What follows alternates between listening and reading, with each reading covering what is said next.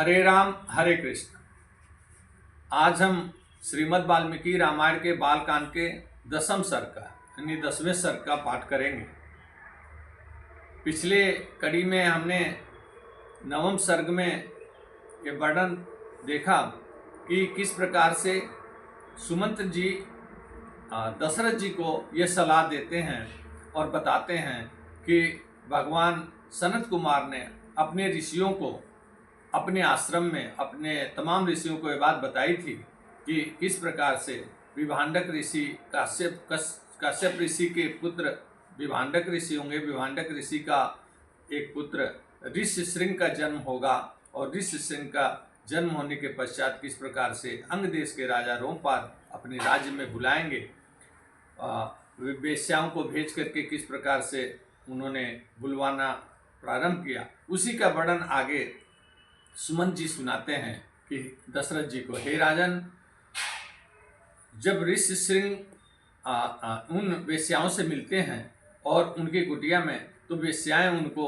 अपने आश्रम में आमंत्रित करती हैं, ये कह के कि उनका आश्रम अंग देश में है और वो फल मूल मिठाई उनको खाने को देती हैं। जो फल मूल मिठाई वहाँ उस वन में नहीं मिलता है, उसको खा करके ऋष्यशृंग मुनि का मन प्रसन्न होता है कि वो मिठाई और फल, उसको फल जानकर मिठाई को खाते हैं।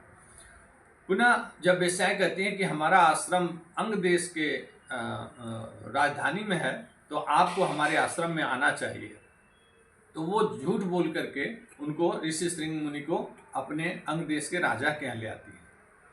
राजा जब सुनते हैं कि ऋषि कुमार आ गए और नगर में प्रवेश करते ही चारों तरफ बारिश होने लगती है। वर्षा का अभाव था, सूखा पड़ा था, बारिश होने लगती है, तो राजा को यह आभास हो जाता है कि ब्राह्मण कुमार नगर में प्रवेश कर चुके हैं और वह महल से दौड़ पड़ते हैं उनके अगवानी में।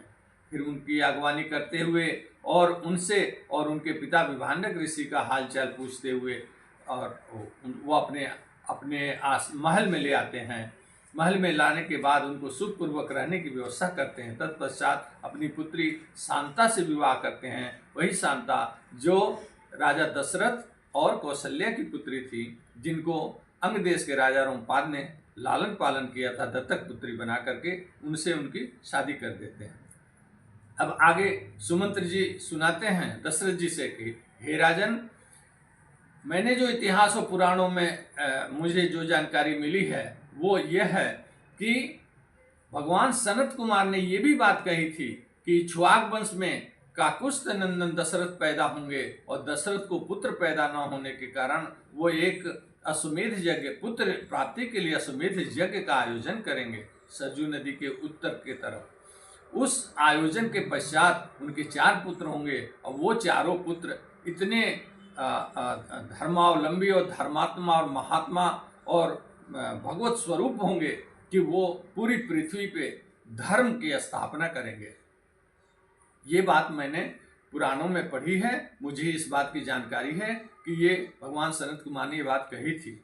अतः सुमंत जी कहते हैं कि अतः हे राजन, आपको रोमपाद जी आपके बड़े अच्छे मित्र हैं, आपको अंग देश चल करके रोमपाद राजा के यहाँ चलकर और आपको शांता के पति ऋष्यशृंग को अपने यहाँ लाने का उपक्रम करना चाहिए, ताकि उनसे पुत्र प्राप्ति का यज्ञ का अनुष्ठान करवाया जा सके। बाकी अगली कड़ी में हम 11वें सर्ग में फिर अगली कड़ी में बात करेंगे। हरे राम हरे कृष्ण।